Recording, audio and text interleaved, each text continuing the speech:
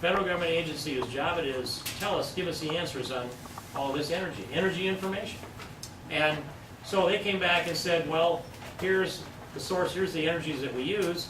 And they had coal, I think it was in tons, and they had electricity in kilowatts, and they had gas in gallons, and it went on, and I think that doesn't tell me anything. I can't put that into a way to understand how much energy we consume. And so we pushed on them for the better part of a year, and asking the question over and over again, thinking we could get them to figure it out.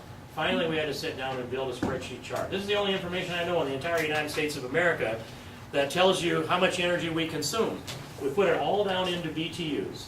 So the old British thermal units, common denominator, and now it's color-coded. So you can see this is in percentage. 23% is natural gas. Coal is 22, almost 22.5%. Here's the nuclear component of it. Okay, motor gasoline there, 17.5%. Diesel fuel, kerosene, jet fuel must be here somewhere. Other petroleum products, maybe that's it.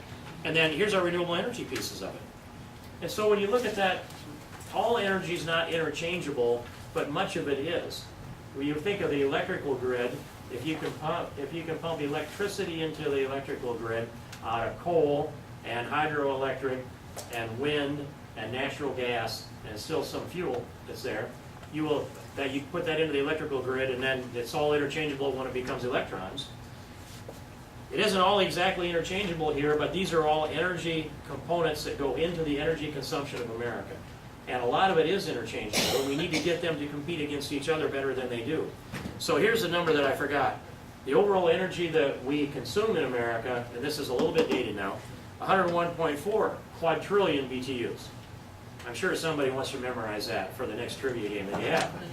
It'll never come up, I guarantee it. But the important part is, the other chart here, that's 72.1 BTUs of energy.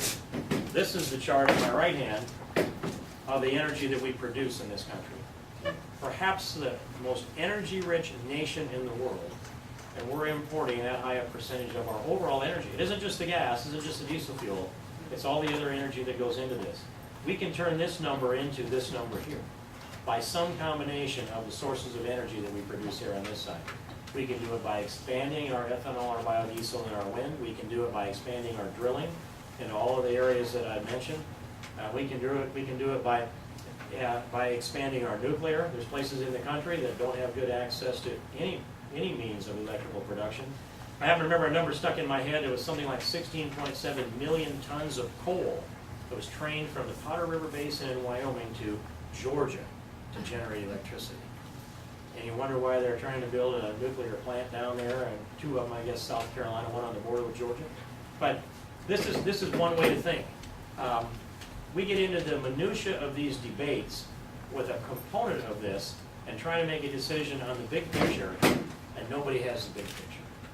And if you believe that you send people to Congress and they're all well educated looking at the big picture of things and they all have a long-term plan, I'm sure that's not going to be news to you that it doesn't work that way. And I remember talking to a member in it was not Merlin, member in the Iowa Senate, and I was talking to him about the long-term challenges that we have, and he said to me, well, what I do is I just pretty much vote my district, and I figure if I do that and everybody does that, somehow things will all take care of themselves. You know, that's like trying to create this beautiful mosaic by throwing colored stones at a wall that's blue. It doesn't work that way. You've got to have people that see the big picture, people that press for the big picture.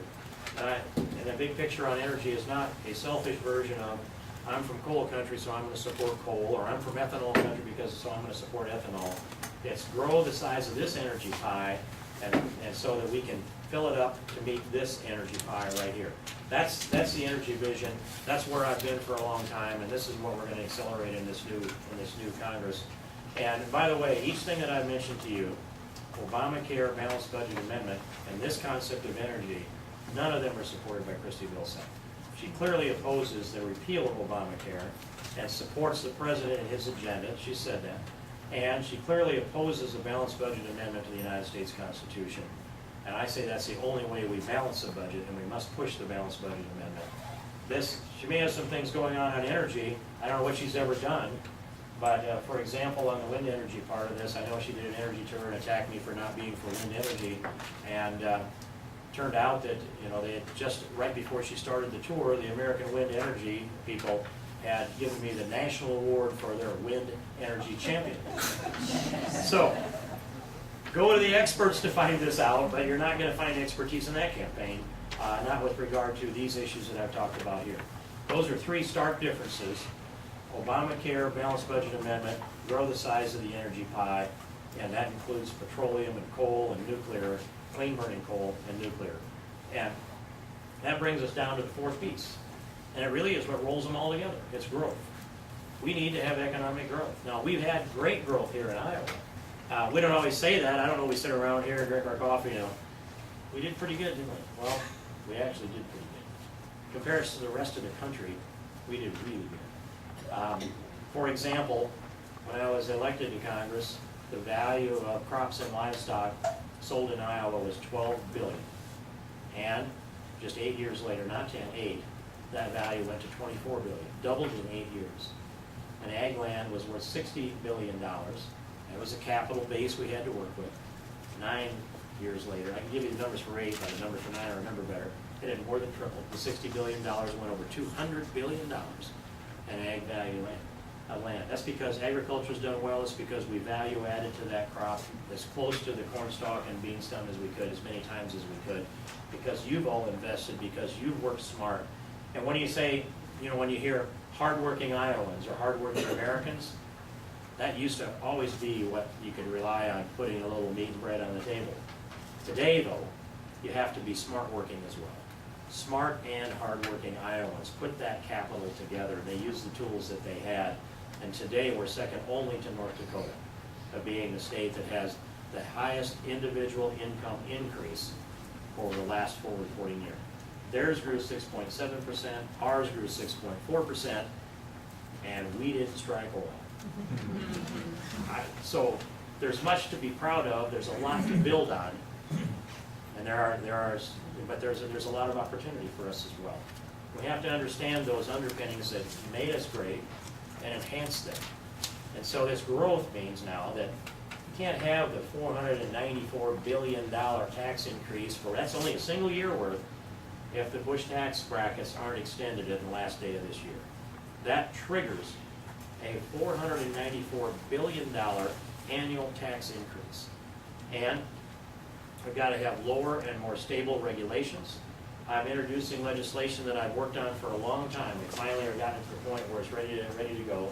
What it does is, we're dealing with government that writes regulations by rules. And the rules get so massive and come at us so fast, and the Congress doesn't have a voice on that. So that's because they gave the responsibility over to the executive branch. I want to take it back. And I want every rule to come to the floor of Congress for an up or down vote. And what this bill does is that it sunsets every rule over a period of 10 years. Requires the agencies to pick 10% of their rules each year for 10 years, present them to Congress for a vote, and it lets us pull a rule out and amend it or vote it down.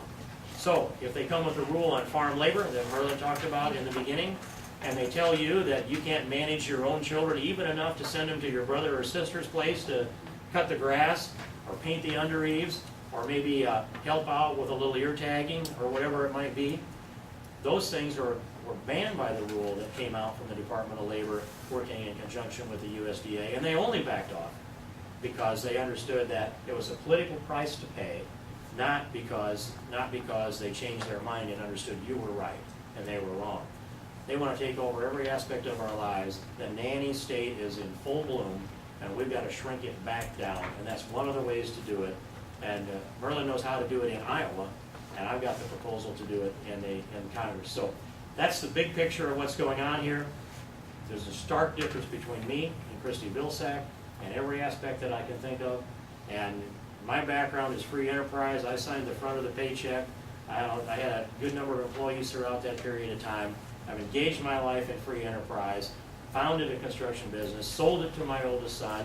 They're doing better now than they did when I was running it, and he said, we had to get you out of the way, Dad. So that's the picture of Steve King in a pretty good sized nutshell. But I appreciate you all being here, and I will take questions, but I want to thank you for your attention, and I want to thank you for the privilege to ask for your vote here. I want to earn your support here in Chickasaw County, and I want to build our network roots down into this community deep enough that we can have quick reaction and understand how things move here and really be a part of the community. So thank you very, very much.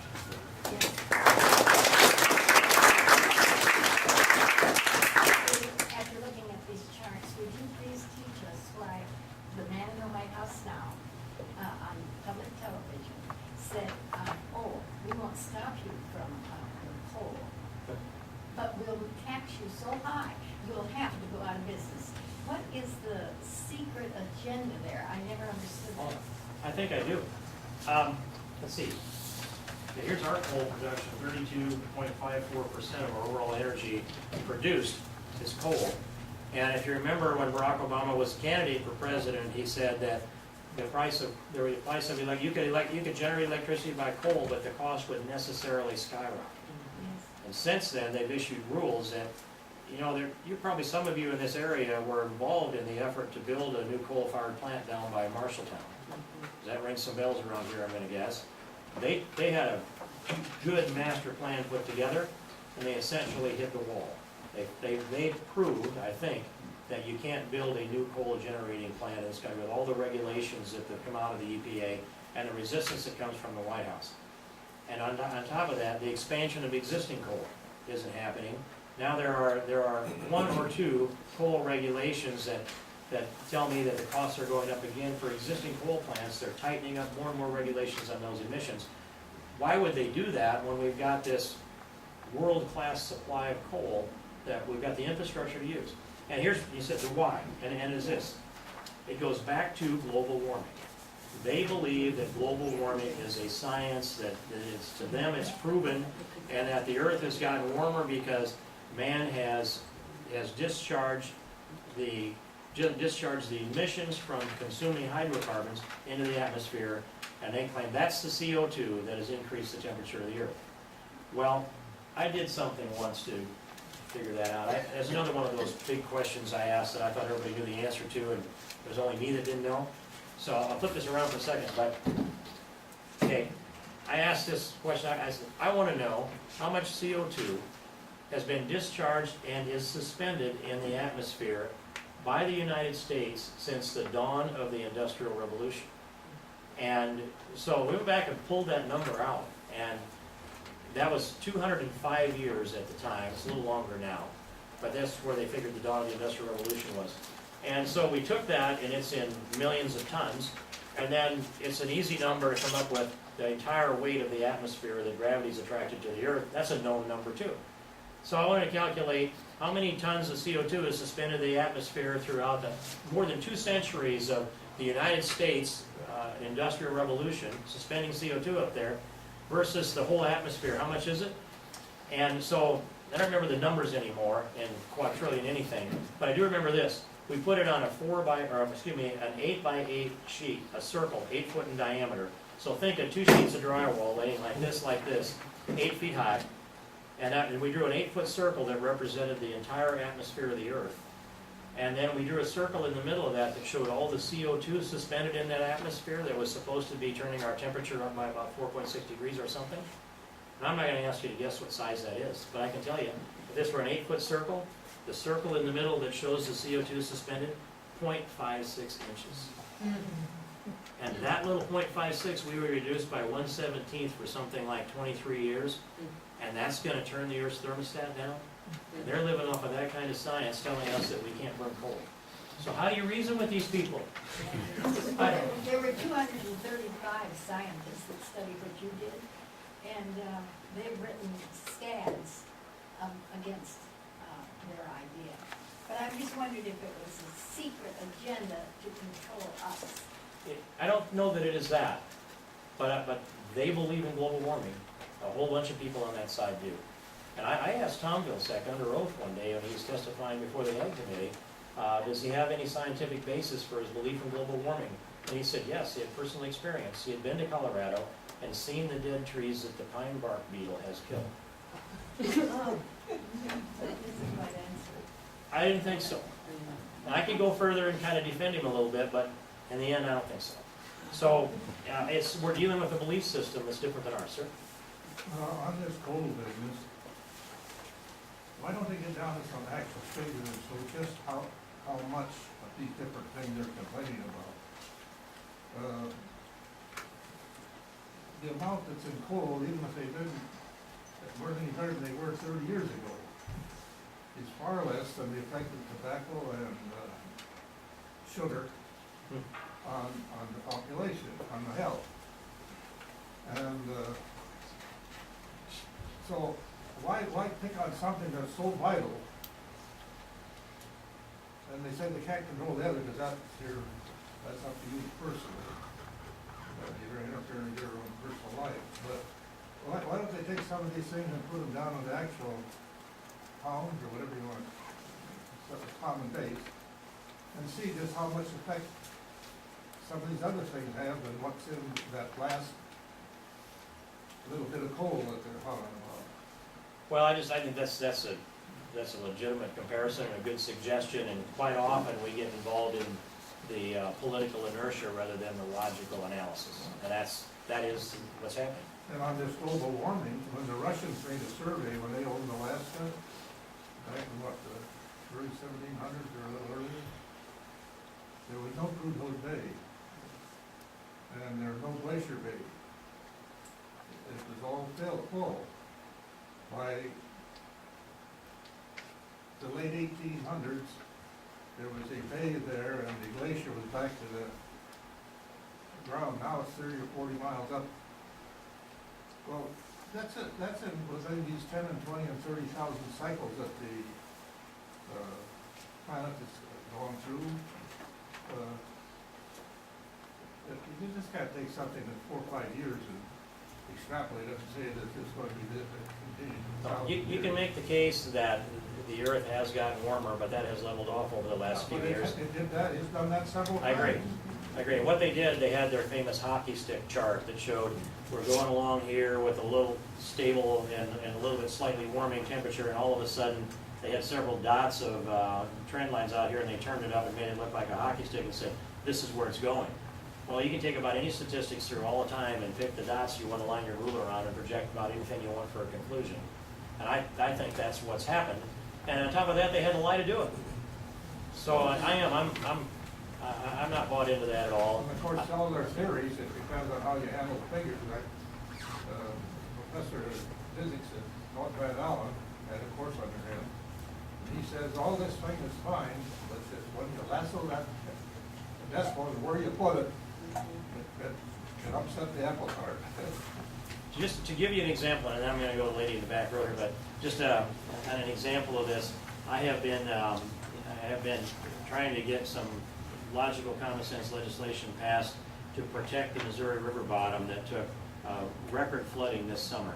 And I finally got the Corps of Engineers planners all down to a table, and one of the things they said was, this is a 500-year event. I mentioned that 500-year event in 1993. I've actually lived through 5 500-year events. 2,500 years worth of 500-year events in my little lifetime experience here. But, so I finally sat them down at the table, and there were a lot of different questions, but one of them was, they declare it to be a 500-year event, therefore to them that's an anomaly, and they don't have to adjust or change their policy for an anomaly. And so I said, what's your level of confidence that this is a 500-year event, given you only have 131 years of records? It's pretty down the line that you're going, I think, sir. And so they said, well, we have a high level of confidence. We don't need even 131 years. Where do you get this data? The USGS, the U.S. Geological Survey, does this, and they have great statisticians, and on a lot less we can give a high degree of accuracy. Show me. So after an hour, they came with this paper, this size, and on it had a chart that showed 2 lines slightly diverging, going up like this over time. They had charted the runoff each of those years that they had records. And they said, here's 2011 outside the chart, and they said, well, we looked at that and concluded it's a 500-year event. And one of the engineers at the table, I think he probably got kicked in the shins real hard, he said, yes, we looked at it and they predicted it was between a 70 and a 1,000-year event, and so we chose 500. That, we're dealing with that kind of thinking, ma'am? Yeah, thanks. Sorry, I have to head off to work. I'm just going to add a few talking points. with the coal plants, the one company that is not being affected by anything is General Electric. They are able to do whatever they want to do. And then two other talking points were like with the labor issue, you talk about the economy.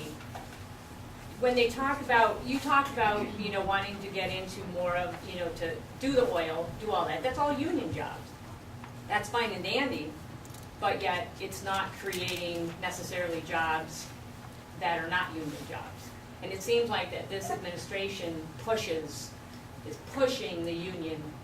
If there's a good thing for unions and there's a poor thing for unions, but they seem to push the union issue. And then one more thing in the sense of, I've forgotten, too many things on my mind on that. In relation to the different agencies within the administration, they're all run by czars. So how are these people even getting things through, you know, the person who is actually elected for the role of the head of these agencies? They're not the ones calling the shots, it's the czars. So how do you, how are things going to get around? How are we going to get around that? Well, they elect a new president. Yeah. And I will tell you that this comes at us, so many things come at us so fast. If you were to stop and grab one of them, in 5 or 6 months you might be able to stall it, in a year you might be able to undo it. But while that's happening, hundreds have flowed down around here. And so in the end, we couldn't even get at the czars because they're funded from different ways, they're defined in different ways, they're put there to act when they knew that the people that the president would have liked to have couldn't be confirmed. They tried that with Van Jones, if you remember, the active communist, and he couldn't be confirmed. But so the czars get plugged in, the executive orders come, the rules get written, the president said he's going to impose cap and trade on us. If we can't pass the bill, he'll do it by regulation. That's why you don't have coal. Merlin? Congressman, I want to bring one thing, particularly to New Hampton, that maybe you can help with. This is a rule. On the surface, probably most people don't even know what it is. It's called the Rice Rule, which stands for Reciprocating Internal Combustion Engines. It is an EPA rule. It is a rule that goes into effect in 2014. The reason that I know about it is I serve on Administrative Rules Review Committee in the state, and we were trying to deal with it. Our DNR was trying to propose this rule right at the end of the Culver administration and into the Branstad administration. The reason that this is really important to New Hampton and that this rule is rescinded is New Hampton has a municipal utility that services the citizens of this community. Brian Jeske, is that his last name, I believe? Yes. He and I have had multiple conversations about this, and the Iowa League of Municipal Utilities has had multiple conversations about this. The Rice Rule would require that emergency generation capacity, i.e. diesel engines, that would generate power in cases where your electrical supplier would go down, that those engines would have to be taken out and meet a new emissions standard. The calculation for New Hampton for removing their emergency generation generators was over $30 per customer per month. People don't believe that rules have an effect on them. But can you imagine, because of a rice rule that nobody doesn't even understands what it stands for, that rule alone would have put a $30 increase on everybody that lives inside the city of New Hampton's bill per month. Because Brian and the municipal utility would have to have torn out those generators, and they would have had to put in a new classification of generators that emitted less, PM and whatever, all the other things, even though they might only use them for 24 hours in a year, or maybe 2 or 3 days in a year. It would have had an extra cost. So Governor Branstad nullified that rule in the state, went to DC to talk to EPA Commissioner, Administrator about that. But I would like you to keep that one on your radar screen. It's really, really important to New Hampton. Well, that's a great example, and I've heard some discussion about that over the past few months, so it hadn't been brought up in some time. If you put $30 on this community here in New Hampton, what is that across the state? What is it across the country? Right. So it is. this campaign going forward, you know how it is. It's gonna be, you're gonna learn things about me that I don't yet know. But I trust your judgment, find out the truth, and in every one of those little circles there, when things come up, if it doesn't sound right, it's because it isn't right. And when people run a political campaign that's designed to misinform you, and then they tell you that you should trust them because they should represent you, why would you want someone to represent you who had intentionally misinformed you? That's my point. Sir? One solution to global warming is simple, plant more trees. And corn does pretty good too, I might add. Yeah, but corn has a life cycle. Mhm. Trees keep on growing. That's Until That's some true. worm comes along. That's true. I just, I appreciate all of you being here and your attention, and I hope I get to see you all again a lot of times in the next few months and years. Thank you very much.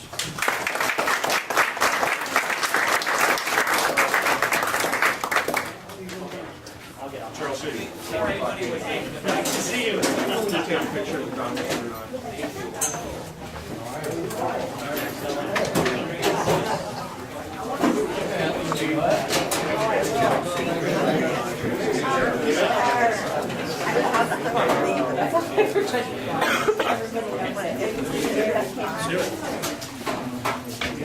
He has to go, are you ready?